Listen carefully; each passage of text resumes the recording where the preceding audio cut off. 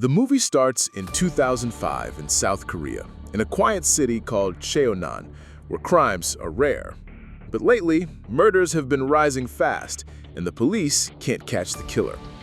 One night, a black car is driving through the streets when suddenly a white car hits it from behind. The man from the black car gets out to film the damage. He needs proof for insurance money. But then, the driver of the white car sneaks up behind him with a knife and stabs him brutally, over and over, until he's dead. The next day, two cops are stuck in traffic on their way to a crime scene. One of them, Detective Tae, gets out and storms into a nearby gambling den. When guards try to stop him, he loses his temper, fights them, and arrests a money launderer linked to the mob. At the same time, Dungo, the mob boss, is working out at his boxing club when his assistant rushes in. He tells Dungo that a cop just raided his gambling hall and arrested one of his men. Dungo gets angry, gathers his men, and calls the police chief, who he pays regularly to stay out of his business. He's furious that Tae broke the rules and went after his crew. Meanwhile, Tae reaches the murder scene, checks everything, and sees the damage on the back of the car. He talks to the forensic doctor, Jin, who guesses the victim was killed in a rage after a minor collision. Tae goes back to the station and joins a meeting. His boss thinks it was a robbery gone wrong. The killer wanted the car, killed the man when he fought back. But Tae disagrees. He's sure the same killer is behind the last three murders. The knife style is identical, and the wounds on the victims' bodies are exactly the same, meaning the same knife was used each time. The police chief laughs at him, saying knives are common in Korea, and if every stabbing meant one killer, half the criminals would be free. He warns Tae to back off, especially from Dongho's men. That kind of case isn't his job. He tells him to focus on solving the murder fast. That same day, Dongho meets with another gang boss, Sang, and tensions rise over territory and profits. Sang refuses to accept a smaller share again. Dongho gets angry, argues with him, and when Sang's assistant steps out of line, Dongho beats him up and breaks his teeth. After the fight, he leaves, but feels restless. He sends his guards away, takes a car, and drives around the city alone. As he's driving, the white car suddenly hits his from behind. The driver gets out, and we realize it's the serial killer. Dongho checks his car, sees the damage is minor, and tells the man it's okay, no need to worry. But just like before, the killer attacks him from behind with a knife. Thanks to his strength, Dongho fights back, grabs the knife, and stabs the killer in the chest. In that moment, he sees part of the killer's face. The killer runs to his car and speeds off, crashing as he goes. Dongho survives, but is badly hurt. At the hospital, Dongho wakes up and talks to his right-hand man, Soo. He tells the attacker wasn't from Sang's gang. The style was different, and the guy had no real reason to attack. He gives Soo a description of the car and asks him to find it. Later, Tae visits Dongho to get his side of the story. He promises to catch the killer. But Dongho lies, saying he just fell and got hurt, and asks Tae to leave so he can rest. Tae goes, but not before checking the damaged car again. His suspicion grows.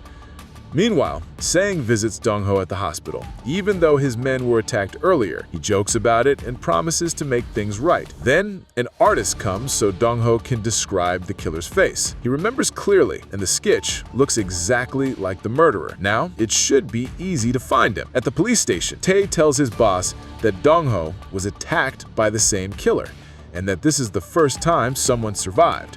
He begs to take the case, saying solving it could crack all the unsolved murders. But the chief refuses and warns him one last time to stay away from Dongho's men.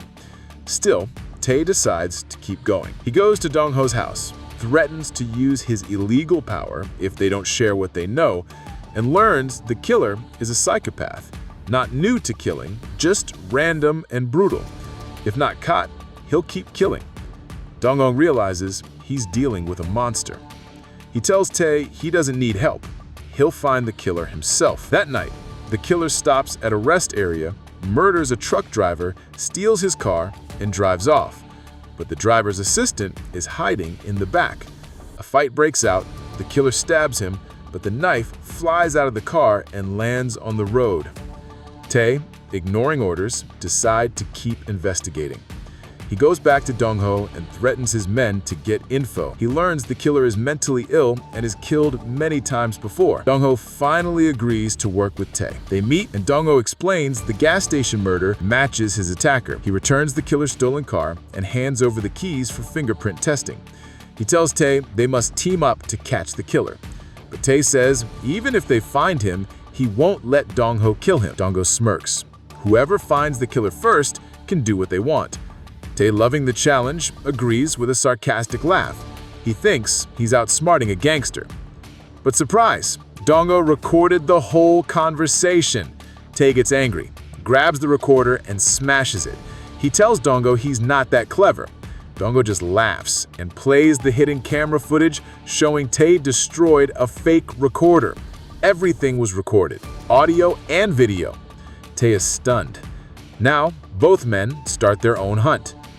Tae gathers two cop friends and tells them everything.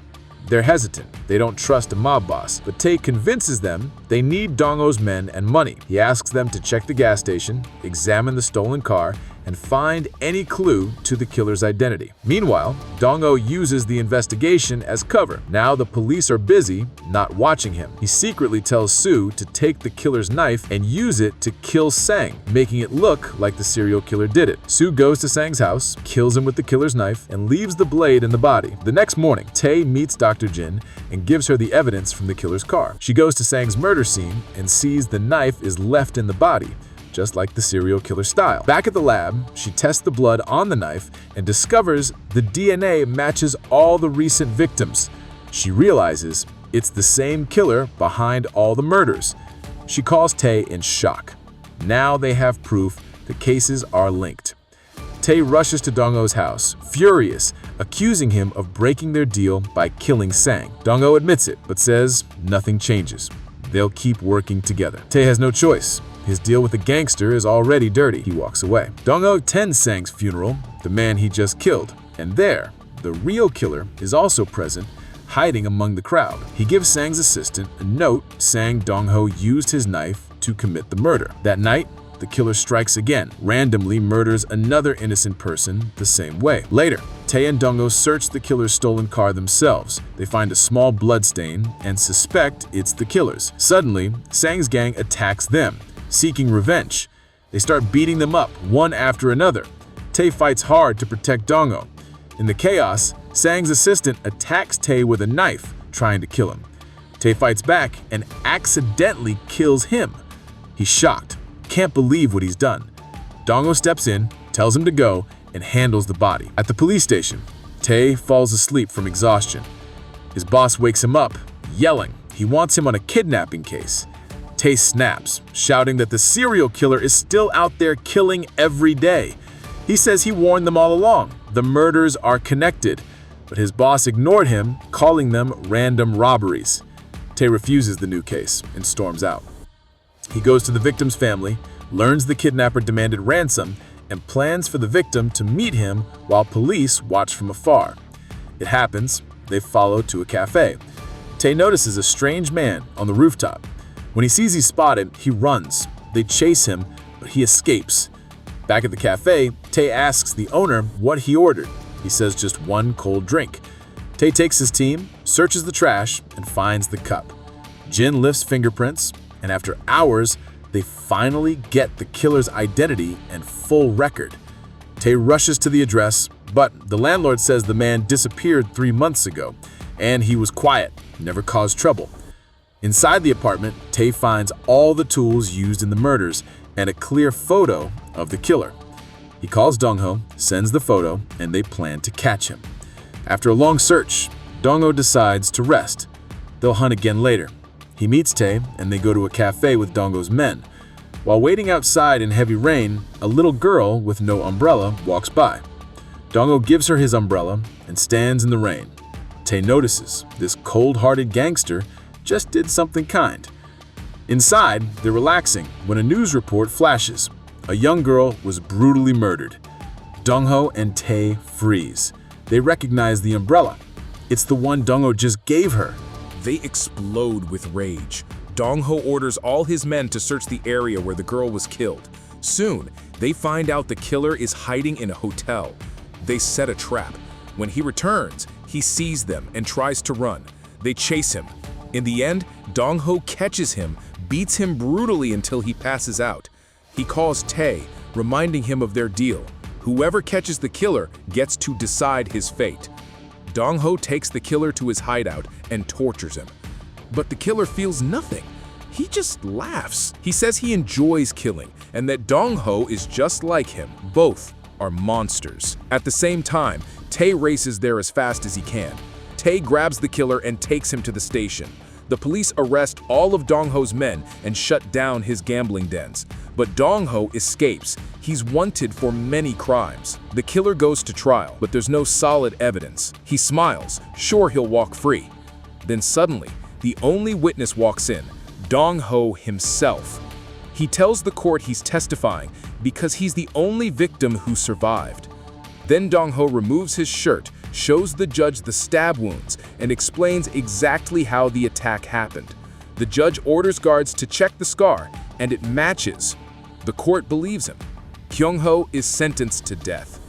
At that moment, police arrest Dong-ho. He's wanted for his own crimes.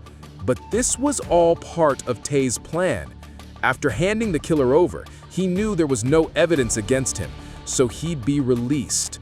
So he went to Dong-ho, found him hiding, and convinced him to turn himself in and testify, in exchange for being locked up in the same prison as the killer. Months later, Dong-ho is imprisoned with Kyung-ho, and now he decides to take revenge his own way.